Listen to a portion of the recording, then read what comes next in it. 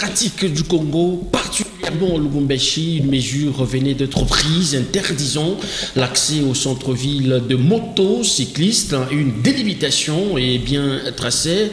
Quelle analyse faire de cette décision prise? Décision qui n'est pas sa première fois, énième fois. Alors, nous en parlons tout à l'heure. J'ai le plaisir de recevoir Monsieur Marcel Tita. Il est de AABG, à qui nous disons bonsoir. Bonsoir, monsieur le journaliste. Alors, en face de vous, Maître Guy Kalinga, il est cadre AREP. Bonsoir et bienvenue. Bonsoir, monsieur le journaliste. Merci aussi, je salue aussi mon collaborateur, monsieur Tita. Alors, merci bien. Marcel Tita, je commence avec vous. C'est pour la énième fois que la mairie de Lubumbashi prend une décision interdisant l'accès au centre-ville de moto. Quelle est votre première lecture par rapport à ces rappels? Parce qu'ici, il s'agit d'un rappel. Comment vous avez accueilli la détermination de la mairie de Lubumbashi? C'est une lecture purement démocratique. Dans une ville bel et bien organisée, il y a toujours des principes, il y a toujours des lois, il y a toujours les autorités compétentes, bien sûr, établies par l'État, qui est notre pays, bien sûr, la République démocratique du Congo. Et une grande ville comme la ville de Lubumbashi ne pouvait qu'avoir une autorité compétente qui pouvait prendre des mesures, n'est-ce pas, pour sécuriser sa ville. Donc vous saluez... J'ai salué cette mesure et voilà, c'est une bonne chose quand même. Alors, Maître Guy Kalinga, je rappelle que ce n'est pas la première fois qu'une telle mesure est prise. On constate dans la plupart des cas, au début de l'applicabilité de la mesure, le motard ou les motocyclistes font semblant d'obtempérer, mais puis voilà, ils reviennent dans leurs vieilles habitudes. Merci, monsieur le journaliste. Je pense que comme mon co-débatteur, monsieur Tita, l'a dit, également moi aussi, j'ai salué cette décision de l'autorité urbaine en la personne de madame Joyce Tunda. Quand même, ce n'est pas la première fois, nous osons croire que cette fois-ci, ça ne sera pas de trafic d'influence politique de part ou d'autre pour lever cette mesure. Nous voulons voir cette ville de Lubumbashi, une grande ville qui est encore derrière le miroir du Haut-Katanga. Nous voulons voir de l'ordre, nous voulons voir vraiment que les choses puissent revenir à l'ordre comme avant. Aujourd'hui, moi j'ai beaucoup salué cette décision. Pourquoi? Parce que nos amis motocyclistes, entre autres on les appelle le motard, nous ne sommes pas contre eux. Nous voulons juste mettre de l'ordre au centre-ville. Lorsque le maire a signé un arrêté délimitant les limites, c'est-à-dire les trajets auxquels il doit faire face, moi je pense que nous devons saluer cette décision. Il y a pas, ça n'a pas énervé personne, mais c'est une très bonne décision. Vous pensez que les motards, dans l'ensemble, ont salué la mesure prise, bien que légèrement en leur défaveur par rapport à leurs activités quotidiennes? Monsieur le journaliste, j'ose croire que dans cette mesure prise par l'autorité compétente de la ville, je suis en train de vous tenir informé qu'il y a eu une main noire politicienne qui, n'est-ce pas, est en train d'instrumentaliser les motards contre la loi de la République. Ah bon? Une main noire? Oui, oui, parce que nous avions suivi tous avec beaucoup d'attention. Lorsque la mesure a été prise, nous avions vu un groupe de motards en train de chanter Bouchéché, Passoula, Béton. Ça devient maintenant une mesure prise par le président de la République. Vous vous rendez compte? Et ces motards se sont organisés en masse pour aller faire leurs adhésions massives chez Ensemble. Vous comprenez? Et ils disent que oh non, ce sont les gens de l'IDPS qui nous envoyaient pour... Et pourtant, c'est une mesure sécuritaire de la ville.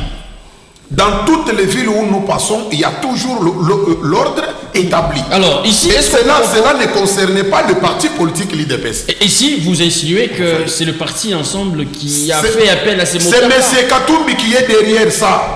C'est M. Katumbi qui a donné l'argent à ces motards-là. On leur a donné du carburant pour qu'ils commencent à badiner, à jouer avec les notre président de la République. Et ça, nous qui sommes derrière le président de la République, nous ne pouvons pas accepter. Vous avez des preuves par rapport à ces Je suis en train de vous dire que tous les motards ne sont pas de l'IDPS. Ça, il faudrait comprendre.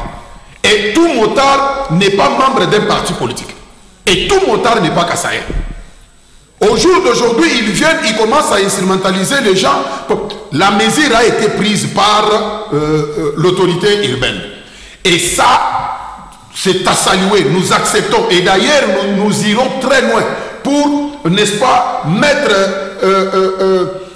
en garde, bien sûr, ces partis politiques d'ensemble qui continuent avec cette mauvaise manière de faire la politique dans notre pays. Est-ce que vous pouvez, ici, sur ces plateaux, brandir des preuves qui attestent qu'il y a eu instrumentalisation? Mais je vous dis, parce que nous avons quand même des services, n'est-ce pas, qui pouvaient faire le suivi sur le plan politique et savoir qu'est-ce qui s'est passé. On leur a donné 20 $ pour qu'ils fassent ce qu'ils ont fait là. C'est une instrumentalisation politicienne bel et bien précisée. Et nous avons des preuves palpables que nos frères de l'ensemble ont voulu faire une récupération politique en défiant la décision prise par l'autorité urbaine. Et ça, nous, la population, nous ne pouvons pas accepter. Alors, Guy Kalenga, est-ce que vous avez vraiment l'impression qu'il y a eu récupération politique par rapport à la mesure prise par la mairie de Lubumbashi? Monsieur le journaliste, je ne voudrais pas entrer dans ces dérives-là de dire qu'il y aurait main noire et qu'il y aurait manipulation politique. Vous savez, chez nous, à REP, il y a une école qu'on nous enseigne. Là, on doit placer les citoyens congolais au centre de la politique et ses enjeux. Là où on interpelle le jeune et tous les leaders politiques à prendre conscience. Aujourd'hui, je serais sidéré si bel et bien les propos de mon co-débatteur, bien sûr, dire qu'il y aurait une mer noire, je ne suis pas là dans ces dérives, mais je voudrais ici interpeller le leader des chers partis politiques. L'objectif d'un parti politique, lorsque les jeunes adhèrent dans ces partis politiques, je pense ici, il y a quelque chose qui manque, l'éducation civique des jeunes qui adhèrent au sein des chers partis politiques. C'est ce que vous devez comprendre. Le jeune adhère dans des partis politiques, c'est pour être exploité, certains. Mais chez nous, chez AREP, vous allez comprendre que les jeunes sont bien enseignés, sont bien éduqués. Les jeunes prennent conscience. C'est pourquoi nous plaçons les citoyens congolais au centre de la politique et ses enjeux. Qu'est-ce que je voulais expliquer par là? Monsieur le journaliste, l'adhésion dans un parti politique est libre. Tout comme la démission, c'est un acte volontaire de toute partie. C'est-à-dire ici, vous allez comprendre, il y a eu plénière, là où les députés de la majorité, bien sûr, la majorité a voté de faire partir les motards ou les motocyclistes au centre-ville. Mais il y a aussi un cas qui n'ont pas voté. Vous savez, les jeunes qui se sont dirigés vers le bureau ou le siège de l'ensemble, qui ont envahi le bureau ou le siège de l'ensemble, je pense que c'était une façon de se révolter, mais c'est un faux débat, monsieur. C'est un faux débat. Est-ce qu'ils ont eu à adhérer ou bien ils n'ont pas adhéré? Non, mais vous n'aviez pas suivi leurs diverses déclarations. Ils ont déclaré, nous venons adhérer massivement. Ils ont déclaré pourquoi attendre seulement qu'il y ait une décision prise qui puisse aller adhérer. Vous allez comprendre, dire qu'il y a une main noire ou bien manipulation politique, moi je ne suis pas d'accord. Mais ici nous parlons pour aller adhérer, il faudrait qu'ils incitent le président de la République. Nous parlons de l'éducation civique. Nous parlons de l'éducation civique. Vous savez, la province de Haut-Katanga, la ville de Lubumbashi, c'est une affaire de tout le monde. Pour mettre la propriété dans cette ville, mettre de l'autre, ça concerne M. Christian, ça concerne M. Tita, ça concerne également M. Guy Kalenga. Ça ne doit pas seulement rester à un groupe de gens. C'est pourquoi nous disons, nous avons l'obligation de nous engager pour réussir ensemble. Nous devons soutenir la décision prise par le maire de la ville. Dire que ces gens étaient manipulés, nous ne sommes pas dans ces dérives, mais je voudrais qu'il y a seulement manque de l'éducation civique. Il faut faire comprendre à ces jeunes, à ces gens-là qui viennent adhérer. Effectivement, comme le confrère l'a dit, il a dit que tout motard n'est pas délit d'épaisse ou tout motard n'est pas cassé. Ici, ce n'est pas question de cassé. Il y a question de motard. Il n'y a pas question d'une tribu ou quoi. Ici, il y a question de motard. Effectivement, on a comme impression que tout motard est membre délit d'épaisse, mais ce n'est pas le cas. Ce n'est pas le cas. Vous voyez un peu ça. Dire que ces gens étaient manipulés, moi je ne partage pas, mais je pense que ce sont des gens qui sont révoltés. Est-ce qu'on peut adhérer dans une formation politique simplement parce qu'on a été frustré par rapport à une mesure? C'est ça la question. Même quand vous allez faire votre adhésion, vous adhérez avec quel Monsieur Tita, j'ai encore la parole. C'est la question que je me pose. C'est pourquoi j'ai dit, est-ce qu'il fallait attendre seulement qu'il y ait une décision prise par le maire de la ville que je salue en passant, Madame Tounda Joyce? C'est Vraiment une décision qui est très judicieuse. Mais nous saluons cette décision. Est-ce qu'il fallait attendre seulement? Il y a le manque d'éducation civique qui manque dans les Mais l'opportunité, vous pensez que c'est vous qui allez dire à ces jeunes allez adhérer à telle opportunité? Il doit comprendre que lorsqu'on adhère dans un parti politique, c'est pas avoir une couverture quelconque. C'est pas pour être protégé. C'est pourquoi les partis politiques ont l'obligation de bien éduquer tous les jeunes que nous encadrons, nous faisons adhérer au sein de parti. Alors, ils ne sont pas là pour nous exploiter. Votre co-débatteur estime que c'est plutôt une question d'encadrement des jeunes et que ces derniers ne doivent pas adhérer dans une formation politique pour bénéficier d'une quelconque couverture. Monsieur Christian Mouchampa, avec tous les respects que je dois à mon co-débatteur, je crois que je devrais éclaircir les zones d'ombre sur ces points-là. Allez-y. Parce que ce n'est pas la première fois que cette décision a été prise dans la ville de Lubumbashi. La ville de Lubumbashi, c'est une ville cosmopolite. Vous comprenez? Nous avions une autre dame ici à la personne de Madame Mouewa ici. Lauriane Mouewa. Poutine. Celle qu'on appelait ici Poutine. Ouais. Qui n'était pas de l'IDPS. Lorsque cette dame avait, n'est-ce pas, engagé la décision de ne plus voir la moto travailler au centre-ville, il y a eu trop d'imbroglio dans cette ville de Lubumbashi. Les gens croyaient que les motards qui travaillaient dans la ville de Lubumbashi, ils étaient les motards de l'IDPS. Donc ils appartenaient à l'IDPS. Or, nous voyons ici, à chaque fois qu'il y a une manifestation politique, un leader politique de n'importe quel parti veut organiser un truc là, je sais comment, vous allez voir le même motard, n'est-ce pas, être invité là-bas. Et là, ce n'est pas pour solliciter leur travail. Vous comprenez? C'est là où cette zone d'ombre doit être éclairée. Allez-y. Aujourd'hui, posez la question à tous ces motards qui sont allés faire leurs adhésions au parti ensemble. Que chacun nous montre sa carte comme membre de l'IDPS. Si ils étaient combattants de l'IDPS. Et l'IDPS a lutté pour que ce pouvoir soit purement démocratique. Tu vois, parce que c'est un pouvoir du peuple par le peuple. Et la bonne manière qu'on doit aussi voir la bonne gouvernance être mise en application, c'est de respecter aussi les lois établies par les autorités compétentes. Aujourd'hui, nous avons Madame Joyce qui est maire de la ville de Lubumbashi. Quand même, elle est du parti politique IDPS. Mais en tant qu'autorité, elle était obligée de prendre des mesures qui pouvaient, n'est-ce pas, sécuriser sa ville. Et les frustrés, ici on doit rappeler, les frustrés saluent même aujourd'hui celui qui est devenu vice-gouverneur, simplement parce que ce dernier pouvait laisser passer. Non. Vous savez que la décision avait été prise par l'ancien maire devenu vice-gouverneur. Mais le motard était toujours là. Non, mon frère, un motard, ce n'est pas un dieu. Vous voyez, un motard, écoutez d'abord, un motard, c'est un citoyen qui est dirigé par les personnes bel et bien établies pour nous diriger, nous tous. Un motard ne peut pas aller au-delà. Vous avez suivi les déclarations faites par le nouveau ministre de la Justice, où il met en garde même les juges, même les magistrats, même les avocats. C'est-à-dire, nul n'est au-dessus de la loi.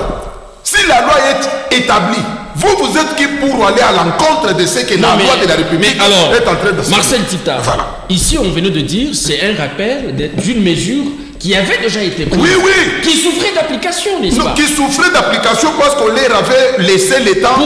Pourquoi on leur avait laissé le temps? Non, mais c'est ça, on ne peut pas seulement se réveiller un certain matin et commencer déjà à s'attaquer. Parce que n'oubliez pas aussi que nos frères motards qui étaient déjà organisés parce qu'ils avaient leur branche n'est-ce pas, leur organisation avec leurs inspecteurs qui les dirigeaient. Alors, il y a eu plusieurs réunions à travers lesquelles même nous tous qui sommes ici, nous avions pris part.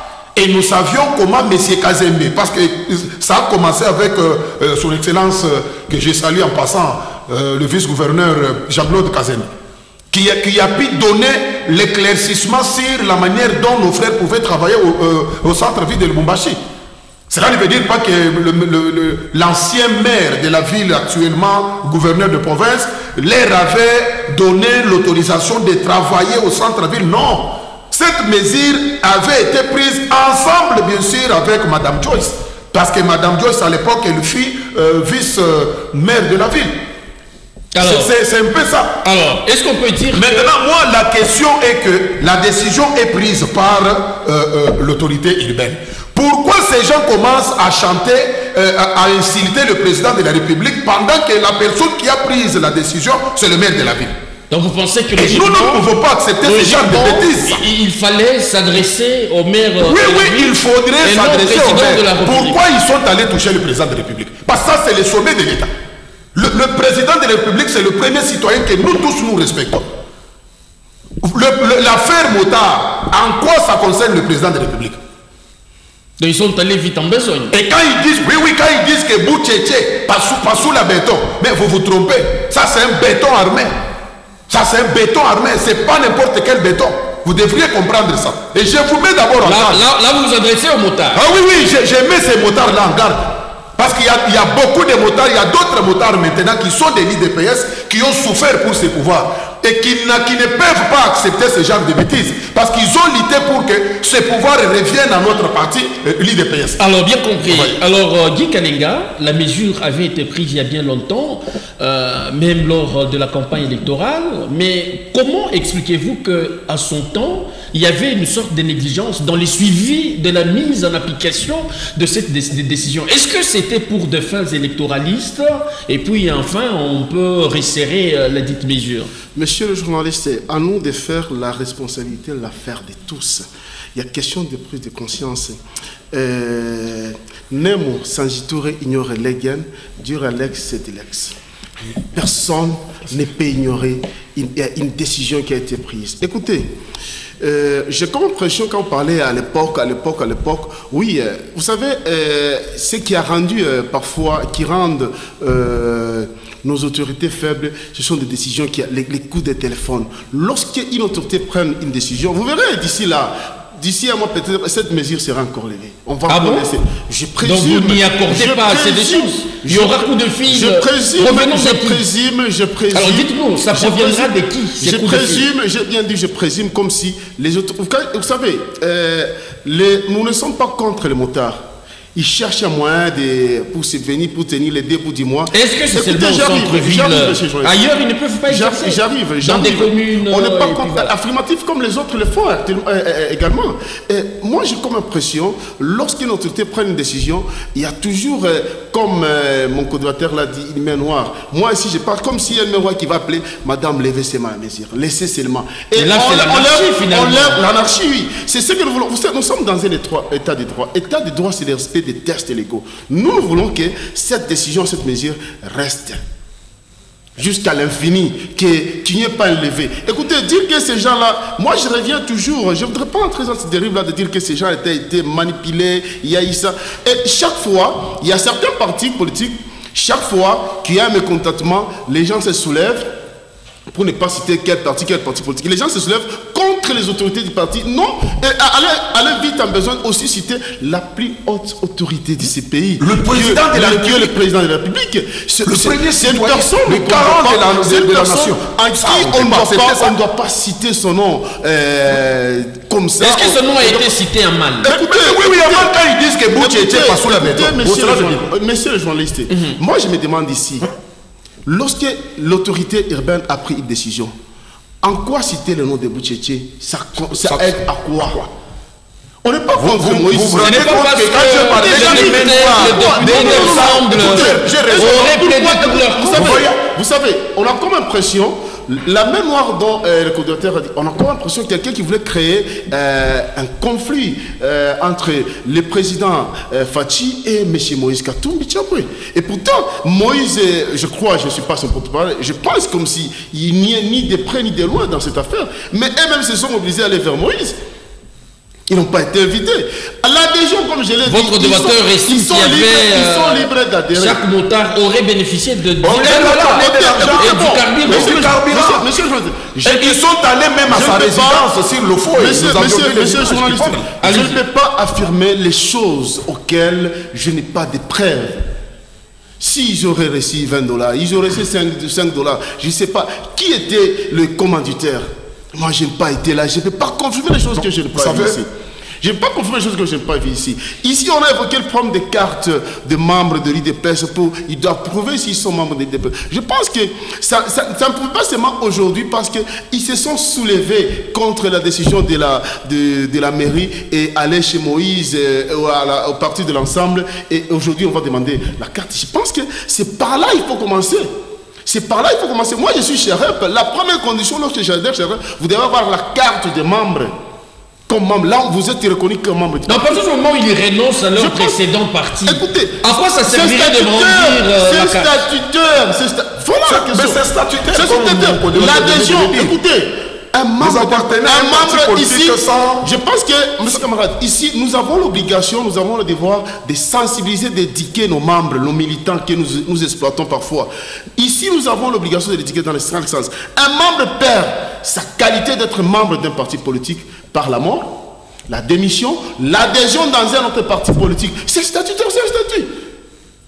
C'est-à-dire, l'adhésion dans un parti politique est libre, tout comme la démission. C'est un acte volontaire.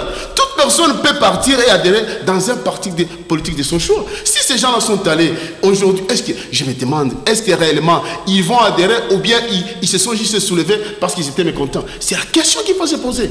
Posez la question, appelez demain un cadre de l'ensemble, il vous dira ici si ces gens-là, ils ont y adhéré ou pas. Donc vous pensez que c'était de la farce? C'est pour cela. C'était de la colère. C'est une colère subjective.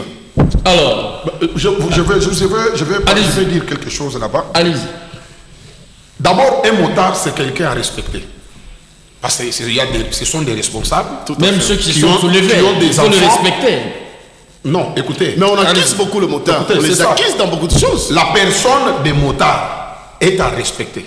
Parce qu'il y a des pasteurs qui conduisent des motos. Tout à fait. Il y a toutes les couches, il y a toutes les catégories de personnes qui conduisent des motos. Et parmi les motards qui travaillaient au centre-ville, il y a des motards qui n'ont pas aimé la mesure prise par Madame le maire, mais qui ont pu respecter l'ordre établi et qui marchent d'une manière très respectueuse là, pour, n'est-ce pas, renégocier avec l'autorité. Ça, c'est une bonne chose. Et parmi les motards, il y a des motards qui sont avec nous à l'IDPS. Ça, je suis en train de le dire. Qui détiennent des cartes. Je dis bien, nos motards à nous de l'IDPS sont bel et bien identifiés. Voilà. Parce qu'il y a une association au sein du parti, AMC, qui est dirigée par un président des motards. Vous voyez, c'est un département des motards qui est dirigé par un combattant de l'IDPS. Et tous ces motards-là, ils ne peuvent pas me dire aujourd'hui que le président de la République doit être cité d'une manière... apparemment ça fait très mal. Très mal, ça m'a choqué parce que le président de la République, c'est une institution à respecter. Alors, il n'y a que à l'UDPS où il y a une branche qui occupe les motards. Bon, dans notre organisation, est-ce que vous en avez déjà entendu parler? Chez nous, à l'IDPS? Non, il n'y a que chez vous à l'UDPS. Oui, oui, c'est nous qui sommes organisés. C'est parce qu'il y a beaucoup de motards à l'UDPS et que vous aviez voulu les organiser de cette manière-là, les entretenir. Écoutez, je parle... À l'INAFEC, il y a beaucoup de motards.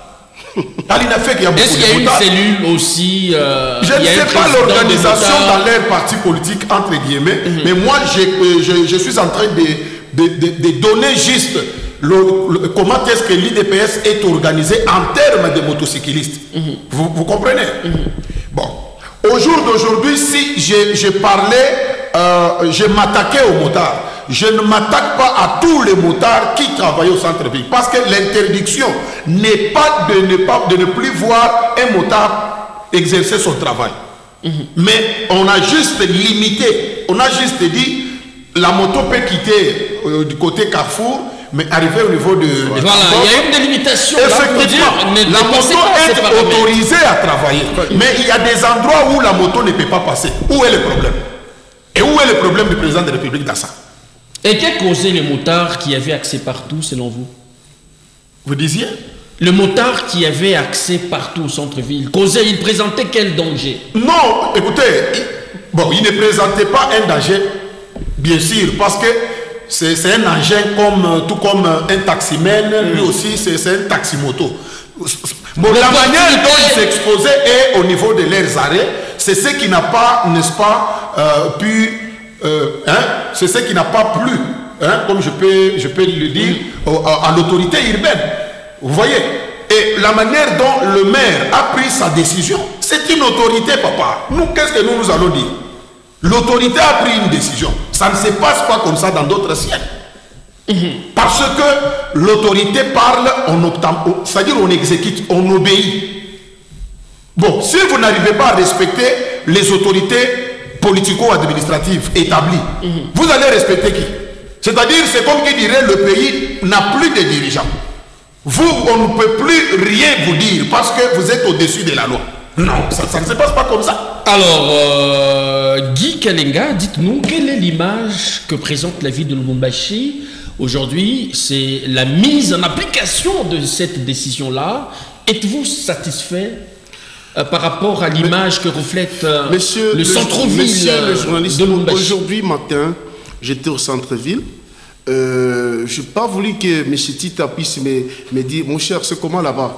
Je suis allé moi-même m'imprégner de la situation au centre-ville, mais le véhicule passe aisément. Je suis très content de cette décision, mais ma crainte, par une crainte, je me demande le mesure d'accompagnement de cette décision. Parfois, on prend des décisions et demain, on néglige cette décision et vous le verrez encore accéder au centre-ville. Vous parlez que les dangers que vous avez posés... De représenter le motard qui avait accès partout. Il y a un problème, le motard ici ne maîtrise pas les codes de la route. C'est un problème très sérieux. Les non-respect de... D'où qu'il soit. Je parle des motards, c'est-à-dire il y a dans chaque règle l'exception ne manque jamais. Il y a un problème défaut de respect du code de la route. C'est un problème très sérieux au centre-ville ici. Lorsque vous reprochez un motard, moi-même qui vous parle si j'étais victime, lorsque vous reprochez un motard, mon frère, vous avez pris le sens cynique, vous c'est de l'autre côté, il vous injurie. J'étais victime, je suis conscient. Mais je ne suis pas tout à fait d'accord, mais ici, on n'a pas interdit aux motards d'accéder au centre-ville. Mais on l'a juste délimité. Ils doivent se limiter là, tel endroit, ils ne doivent pas y accéder. Moi, je pense que cette décision, nous devons tous saluer cette décision. Ma crainte aujourd'hui, c'était quand j'ai vu les soulèvements de ce motard, ma crainte était de savoir que, c'est-à-dire dans nos partis politiques, nous sommes en train d'encadrer des jeunes qui sont capables de tout, pour ne pas appeler des mêmes milices. Parce que l'autorité, et en plus, si réellement ce motard-là sont membres de l'UDPS, ils devraient soutenir la décision prise par le maire de la collègue et au cadre de l'UDPS. Elle est au cadre de l'UDPS. Je pense que ces motards devaient soutenir.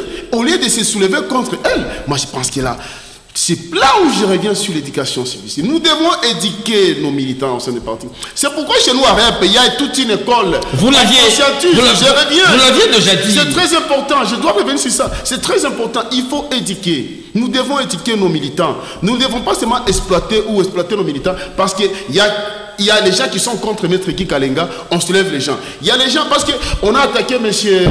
Tita, on l'attaque. Non, nous devons l'utiliser en tout et pour tout. Parce que nous devons prendre conscience en tout et pour tout. Est-ce qu'aujourd'hui on peut dire qu'il y a crise au sein de l'UDPS au regard de cette mesure prise qui n'enchante pas une catégorie de motocyclistes? L'UDPS, c'est une pyramide renversée. Je vous dis, l'IDPS, c'est une force politique dans ce pays. L'IDPS, je vous dis, c'est la base qui décide. Quand vous parlez d'une crise, cette question m'a été posée l'autre fois ici, je vous avais dit. Quand on parlait de la base, c'est-à-dire les militants qui sont allés, c'est une base. Non, c'est pas de cette manière-là. Oui. C'est pas de cette manière-là. C'est-à-dire, quand je dis c'est la base qui décide, c'est en termes de questions, hein, n'est-ce pas, liées à la gestion du parti. Vous voyez, par exemple, la décision qui venait de sortir ici, ça ne concernait pas le parti. Vous voyez? Maintenant, au sein du parti, je vous rappelle de ce que nous avions pu faire à l'époque, lorsque le président Félix Tshisekedi a pu poser sa signature du côté Genève, lorsqu'ils sont allés, je ne sais pas, cette histoire de Jean-Val, je ne sais pas, Jean-Val ou quelque chose comme ça, où le président de la République a retiré sa signature. C'était la décision prise par la base de l'IDPS. Et c'est cette base qui a pu sauver ce pays aujourd'hui. Parmi elles figure les motards. Non, il ne faut pas d'abord dire ça. Pourquoi vous ne pouvez pas dire que la base parmi laquelle il figure aussi les taximens? Non, mais ici, l'accent parce que vous voulez exclure, s'il vous plaît. Non, parce que les motards aujourd'hui, c'est comme qui dirait ça devient une force de la base, n'est-ce pas? Non, mais c'est ça, c'est une force. Mais nos motards en nous sont civilisés. C'est ce que je suis en train de vous dire. Et eux qu'on maîtrise quand même. Les gens qui sont allés, je vous rappelle encore, M. Christian, les gens qui sont allés au siège de l'ensemble vide pour la République là, je vous dis qu'il n'y a aucun motard de l'IDPS qui est parti là-bas. Nous connaissons tous les motards de l'IDPS. Ah bon? Je vous dis, je vous assure. Il n'y a aucun motard de l'IDPS qui est parti là-bas. Maintenant, le motard de l'IDPS maîtrise-t-il vraiment les codes de la route? Effectivement, ils ont été formés maintes fois. Allez-y à l'INPP, vous allez voir tous les motards à nous de l'IDPS. Ce sont ces motards-là que vous allez voir. Je vous dis, même leur brevet, ils maîtrisent bien ça. Il y a eu une deuxième formation qui venait de passer au temple de la démocratie là-bas, où on a pu former et les motards et les taximens. L'IDPS, c'est un parti organisé, papa. Et ceux qui aujourd'hui, on veut maintenant instrumentaliser l'air motard, parce que ces gens-là, c'est eux qui leur avaient donné de l'argent pour venir salir les motards de l'IDPS. Les motards de l'IDPS sont bel et bien respectueux. D'ailleurs, vous avez suivi la déclaration faite par le président des motards juste après l'acte posé par ces gens-là. Il a bel et bien dit que ce ne sont pas les motards de l'IDPS. Nous connaissons bien les jeux, comment étaient joués. Ces motards-là appartenaient à une manipulation politicienne de la part de M. Katumbi. Et nous les confirmons très bien. Je vous ai posé la question sur des preuves et vous êtes... moi je pense que... Mon co-débatteur venait de vous dire ici que les statuts sont clairs quant à ça. Dès lors que quelqu'un veut faire son adhésion. Ouais. Il n'est pas question de faire les bruits parce que vous voulez adhérer. Tout à fait. La voie est libre. Ouais. Vous venez, vous adhérez si vous voulez partir. Bien compris. Alors dites-nous, quelles sont les mesures? Quelle est cette adhésion-là où on pouvait d'abord commencer par insulter le président de la République et puis vous allez faire l'adhésion dans la résidence du président du parti. Parce qu'ils étaient à la résidence de Moïse Katumbi. C'est là où l'adhésion se passe. C'est là où je vous fais voir qu'il y a eu une main noire derrière ça. Suivez maintenant ce qui se disait maintenant dans les réseaux par les hauts cadres de l'ensemble. Qu'est-ce qu'ils disaient maintenant?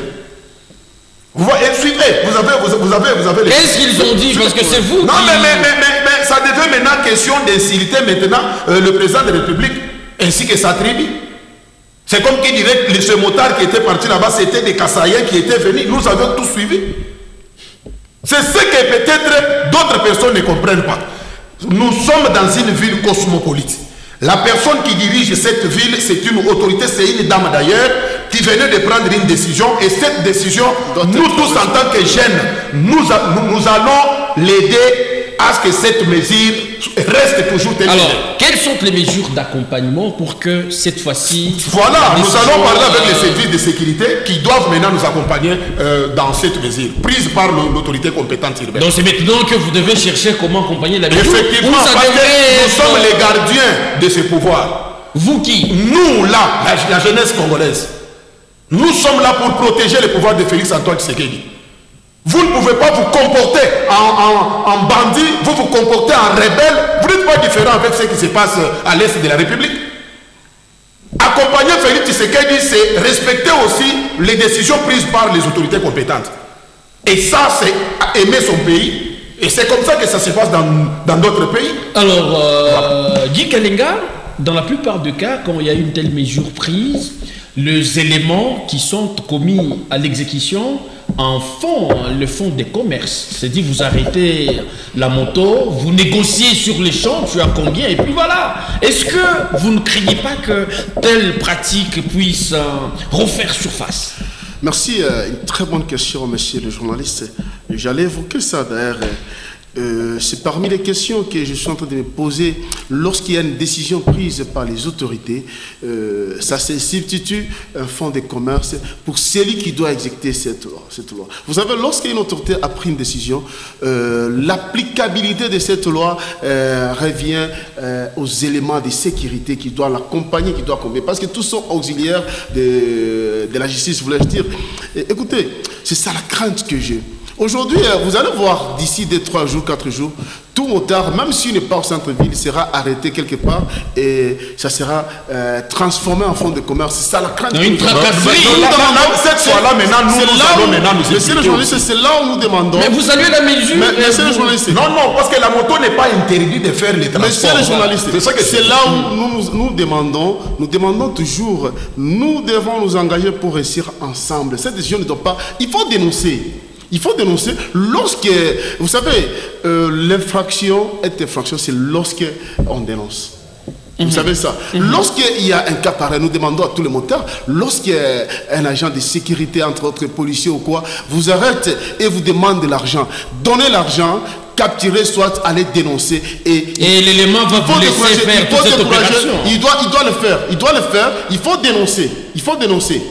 Ici, vous voulez qu'il y ait des mesures pour que les motards ne soient plus victimes de tracasseries en respectant la délimitation. Nous devons prendre conscience. Nous demandons aussi à tous les motards de respecter cette loi, cette décision prise par l'autorité urbaine.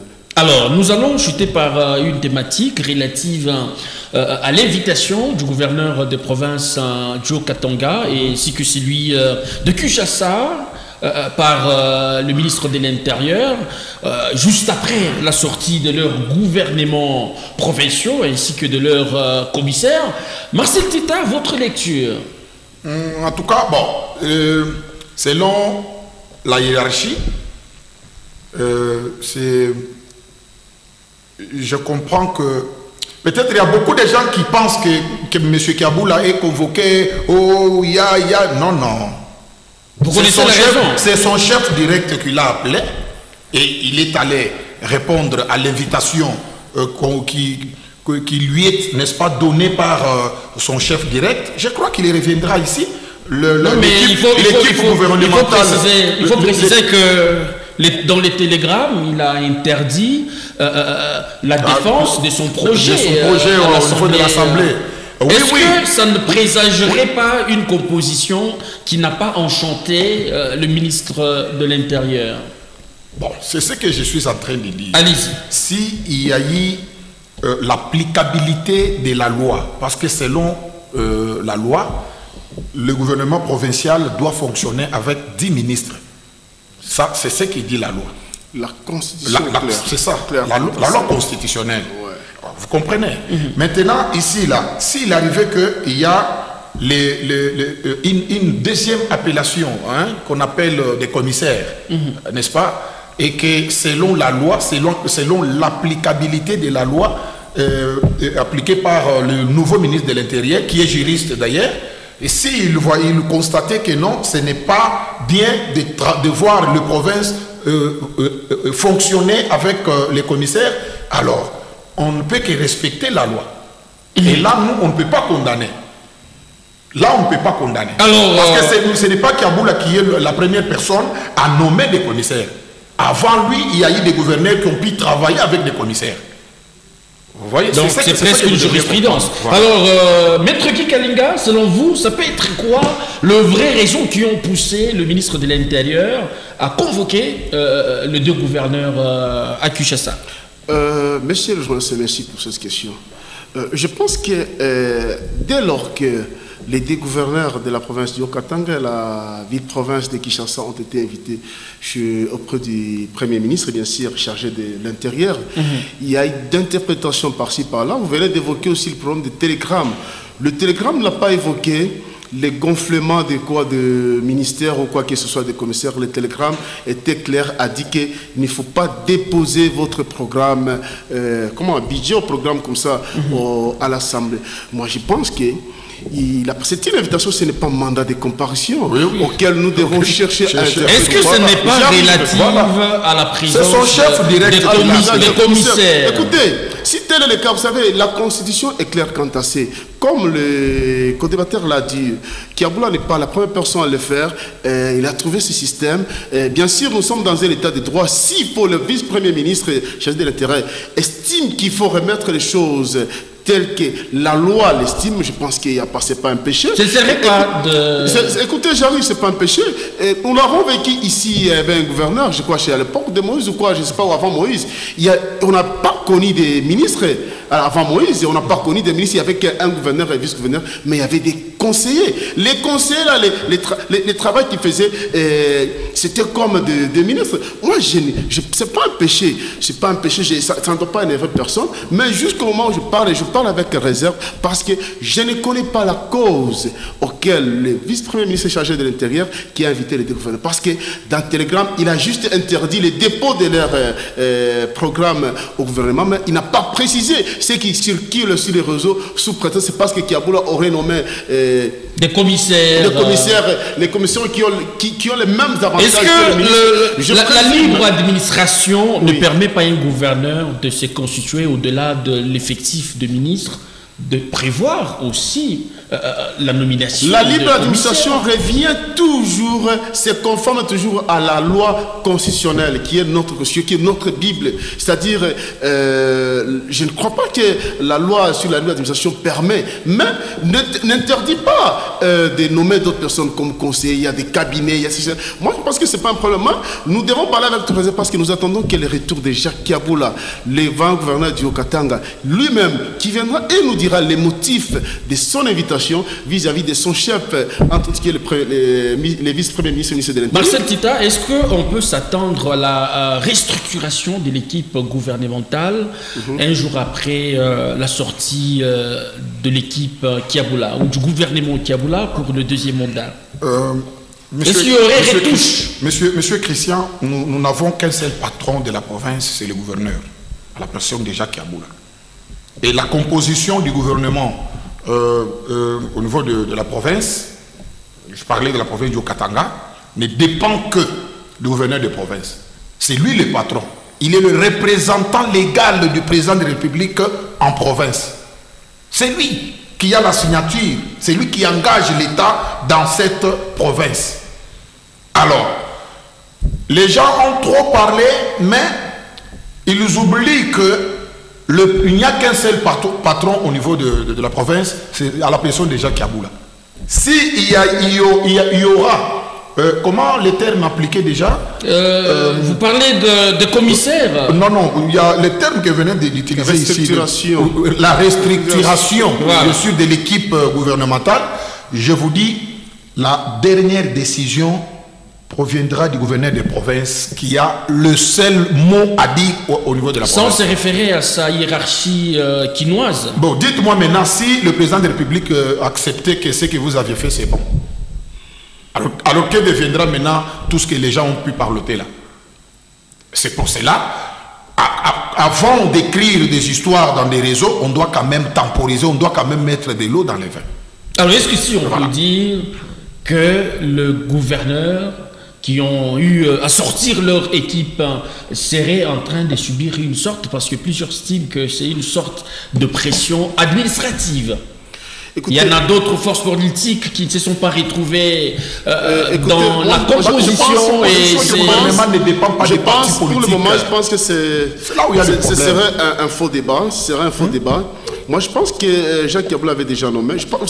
Pensez-vous que Jacques Kiaboula n'a pas de conseiller? Il a des juristes, il a son conseiller juridique, Maître Florent Mbouy, c'est une personne, une avocate quand même expérimentée. Je pense qu'avant de faire tout ça, ils ont eu à questionner les tests légaux qui leur donnent le pouvoir de nommer. Je pense qu'il a eu à faire ça. Mais s'il a... Le frustré politique, comment le gérer? Écoutez, comment le gérer? Tout le monde ne sont pas appelés à être ministre. Je l'ai toujours dit ça. Tout le monde, nous n'avons qu'un seul gouverneur et un vice-gouverneur. Oui. On a eu autant de candidats gouverneurs, mais nous n'avons qu'un seul. Tout le monde ne sont pas appelés à être gouverneur, tout le monde ne sont pas appelés à être ministre. Vous voulez dire que Guy Kalenga n'a pas envie d'être ministre? Vous voulez dire que M. Tito n'a pas envie? Écoutez, tout le monde ne sont pas appelés à être... Il y a les cabinets politiques, il y a d'autres postes, il y a les mandataires. Tout le monde ne sont pas... S'il arrivait que Jacques Yaboula, les gouverneurs d'Yokatanga, les 20 gouverneurs, arrivaient avec une autre décision, la hiérarchie décidait autrement. Nous allons nous incliner. Si c'est pour ça qu'il a été invité, si c'est pour ça qu'il a été invité, s'il a été invité pour autre chose, s'il a été invité pour autre chose, moi je pense que s'il est venu avec une autre décision, nous allons nous incliner, monsieur le journaliste. Alors l'avenir nous en dira plus. Guy Kalinga, je rappelle que vous êtes cadre à REP. Marcel Tita, vous êtes cadre à ABG. À REP, parti cher à l'honorable Guy Mboyo. Vous pouvez aussi préciser. Ah non, mais ABG. C'est parti cher à son excellence Guilain Mbouizia. À vous deux, je dis merci d'avoir répondu à mon invitation. Merci à vous qui nous avez suivis à travers le monde. Nous vous retrouvons très prochainement avec la même détermination. D'ici là, portez-vous bien et à très vite.